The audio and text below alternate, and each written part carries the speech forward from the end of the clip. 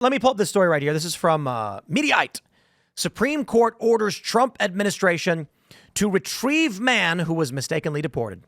This is the man that was determined by a judge to be part of the MS-13 gang. They say Abrego Garcia. The government had alleged that he was in MS-13. He did have an order for removal, but also had an order of protection. The Trump admin said that, well, he had the order for removal. That's why he got removed. But we made a mistake because we didn't realize he had this protective order stopping the deportation. Supreme Court is now saying Trump has to bring the guy back. Yeah. Let me just stress.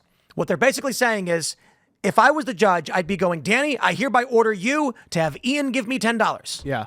It's like, what? How do I do that? Because he's already in an El Salvadorian prison? He's an El Salvadoran in El Salvador. Well, yeah. Is he from El Salvador? I'm pretty sure he's in El Salvador. Or he's like he's from El Salvador. Okay. Gilmar Abrego Garcia is an El Salvadoran who was sent to El Salvador. And so what, he had a valid asylum claim? Because he had an order of deportation. No, he had an order of deportation. And then they filed something and a judge put a stay on it for like 5 years or whatever. Gotcha. He got deported and now they're saying, no, you got to bring him back.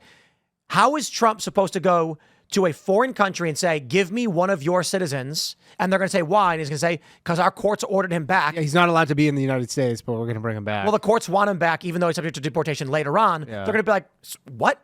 So hold on. Are you extraditing him as per an extradition treaty? No, he's not actually accused of any crimes in the country. Just entering illegally, for which the penalty is what? Deportation. I'd have to do him a favor and send him to Gitmo.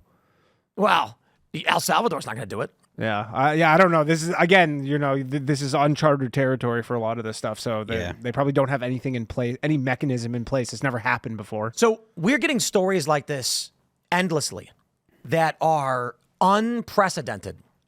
And still, news-wise, based on media trends, advertising, it is a typical post-election year with nothing special about it. Yeah. So the terrifying thing is, people adapt to their circumstances, which is not the terrifying thing, but from this, insane things happen, and it's normal to people. Yeah. Well, they made us believe that it was normal for like men to play with women's sports, so this is just the other side of that coin. They tried. I know. Did you see the pool thing in England? Oh yeah, two men are pool championships, and it's two men. Yeah, the women's pool championships is two guys. Yeah. So, my point is, like, this is unprecedented.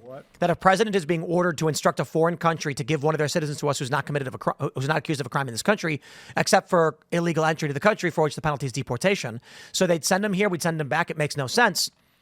The general media trends are as if nothing is happening. Yeah. I mean, Canada will take this guy. I know that for a fact. I tell you, dude. Yeah. Canada will gladly take this guy. Who's your especially prime minister? Mark Carney. Oh, and he's going to win. He's the current prime minister. He's the interim prime minister for Justin Trudeau, but he's like got a huge lead in the betting markets, which called the last election to a T. So I'm gonna go ahead and say that he's pretty much a lock. Wow. Right. Yeah, it was supposed to be this other guy, but apparently Pierre Poilievre, Mark Carney was like 10% on Polymarket 2 months ago, and then Poilievre talked crap about Trump when he was like, "I'll stand up to him," as opposed to being like, "We're gonna work together with him because all these Canadians love Trump." Trump gave it to him. Like Trump gave it to Carney with this whole trade war thing because one, Poilievre was doing like the stuff with the nicknames. Like he kept making nicknames for people, and then really, like, you're just like Trump. We don't want that. We hate this guy now. Oh, wow. So Poilievre was trying to do like a Trump kind of personality. He was calling Mark Carney carbon tax Carney. Well, yeah. Trump would have called him. I didn't say it was good. Yeah. I just said he was doing it. Trump would have called him like Cuck Carney or something. Little Mark. Yeah. Circus Carney. Yeah. Yeah, Circus Carney. The clown, Circus Cloud Carney. Speaking of being desensitized, my mind goes to the most extreme, example just for reference, but like the Germans in the 30s were just, they did not know a lot of what was going on. They were just along for the ride. Maybe they were making a little more money because Hitler had improved the economy because of the incredible amount of Jews in this situation, the Canadians? The Jews are the Canadians in this situation. Okay. No, there are no Jews in this situation. Well, I guess in this situation, maybe this El Salvadorian guy could be an example of someone that got just roped up. He got whisked away in the night, and he wasn't supposed to. But also, if you were a Jew during German, during the World War II, and they go, "We're deporting you," you're probably like, "Sick." Right. The argument you're making is that during Germany, the Jews were trying to break into Germany. Yeah, the Jews were trying to leave. They were doing. The problem is they couldn't leave. I don't know if they were kicking him out before in the 20s, if the 30s. Well, I think the thing is they wanted to kick him out, they couldn't, and then they were like, "All right, well, then repopulate. That was the meme with AOC when she was like, Trump's building concentration camps. And then someone made a comic where it's Auschwitz and the guard is yelling, and stay out. And people are running away. So like psycho, what do you call it? Potential reality that won't happen because we're going to nip it in the bud right now is that we try to deport all these illegal aliens, whatever, but we can't. And then domestic violence erupts with all these illegal immigrants protesting violence. And then that'd be you're asking to get deported if you're going to public protests. But then it's like, look, we can't even get these guys out of the country. What are we going to do with them? Same with what the Nazis did with the Jews. Like, you cannot. That's some reality I don't want to go to. Yeah, that's not going to happen. That's not going to happen. They're not going to start gassing the illegals. They're going to send them to a different sending country. them to camps. But Trump did. I mean, they're say, sending them to El Salvador in prison if they're even not. I mean, that is crazy that they're like, we're sending them to a different country's prison. Trump said he would like to send the worst Americans to the El Salvadoran prison as well. Yeah, that would be crazy. Crossing the line. Yeah. No dice. That would be crazy. But there's not going to be there's no desire. Trump also said he wants to turn the Gaza Strip into a resort. Maragaza. Yeah.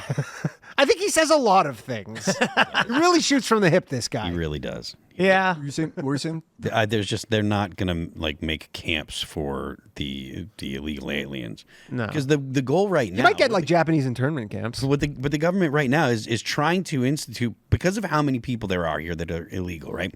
We talked about it the other night. You're not going to be able to actually deport all of them.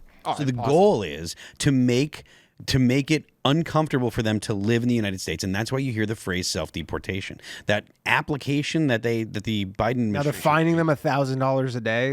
Good luck collecting that. Well, the point is, they don't want to risk actually getting picked up, right? So if you're an illegal and they're like, oh man, they're going to fine us $1,000 a day. If I get pulled over and they pop me, they're going to take my property, because that's one of the things that they said is, we'll take your property just like the IRS would. So they'll just empty your bank account or take whatever you have if you got money under your blanket, under your mattress. There's illegals who own property. Yeah, absolutely. So that kind of stuff will get taken away. And the point of that isn't that they're trying to collect a bunch of money. The point is to get people to self-deport. Yeah. I thought that, I used to think that term was silly when I first heard of it. But then after you see what they're talking about, it's like, oh, okay, make it uncomfortable for them to be here. And there's 1.4. I did the math. There's 1.4. When Trump came into office, 1.4 million people in the United States with active deportation orders. Those are people who have gone through the whole system and have been ordered to leave. That's 1,000 people a day for the entire term just to get those ones. Right? To get rid of all the illegals here, the only way you can really do it is like this. Yeah, that kind of is stuff. To essentially instill this fear in them where they kind of take care of it on their own. And the federal government should start punishing business owners that hire people that are illegal. If you're here illegally, or if you hire people that are here illegally and you know it, you should lose your business. The punishment should be extremely steep, so that way they get rid of them. So it's not worth it, because right now they're looking at, if you can save, $20,000-$30,000 a year on each person, or even on say you got a car wash and there's 10 dudes that work there, right? And you can save $50,000 a year by hiring illegals to do the wipe down afterwards. Make it so it's not worth the risk. Make it, take their business. And it wouldn't take. their business, in a lot of instances, their business is set up so that it would just take it anyways, but that's their problem. Fair enough. But again, it should everybody in New York is like, well, if we get rid of all these illegals, who's going to wash the dishes? And you're like, okay, well, I don't know, charge more money for food. I don't know, be more competitive. The point, Tariffs. Hey, look, man, if we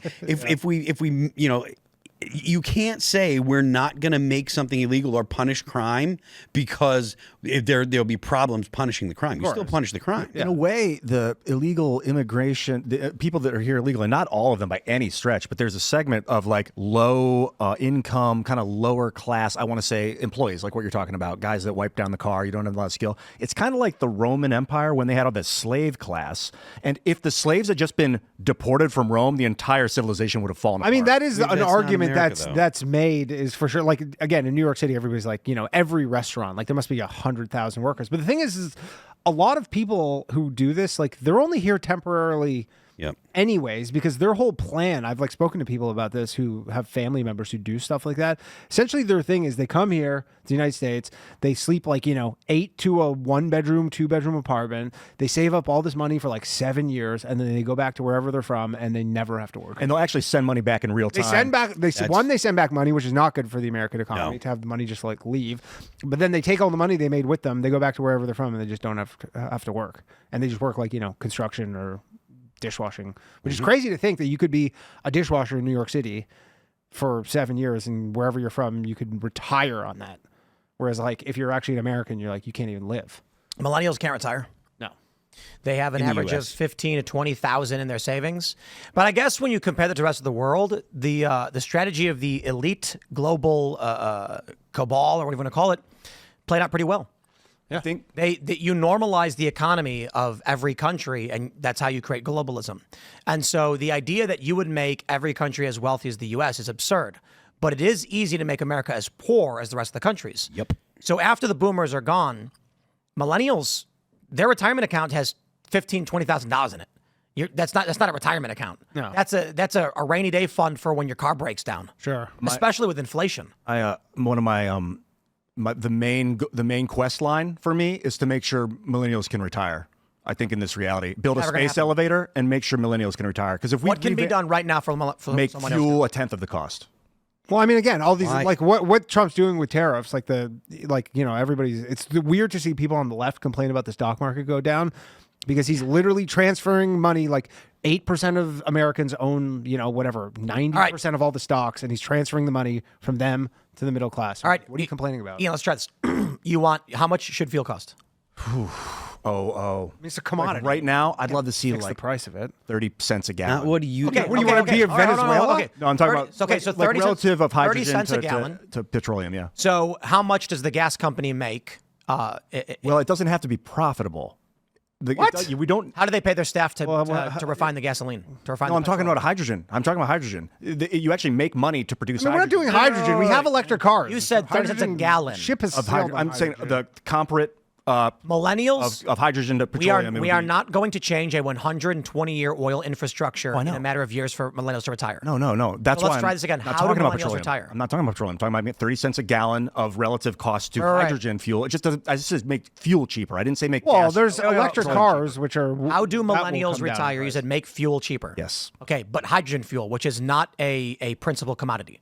That's my goal in life right now. I mean, I'll tell you how to make. I'll Okay, tell you how to do it. Is these tariffs work, and then they eliminate the income tax, and then a lot of people have a lot more money, and it drives the wages up. Right. But then imported, and so as long as fundamentally, you'd end up with food being a lot cheaper. American property and rent should be theoretically cheaper, or at least less buying power. But imported goods would be more expensive. So the question for all yous that are listening is, would you mind spending $30,000 for a cell phone if your bread costs 50 cents? I mean, no. I mean, yeah. Sorry, yeah. Obviously, most people would not want to spend $30,000 on a cell phone, but there'll be ways around that. I feel like a lot of the tariffs will be short term, and then a lot of this is punitive to China. So Apple will move there just like they move their facilities to India and Vietnam. They'll go to some low tariff country because a lot of the point of the tariffs is just to kind of ding China. Thanks for checking out this clip from Timcast IRL. Make sure to watch the show live Monday through Friday at 8 p.m. Subscribe to this channel, and we will see you all there.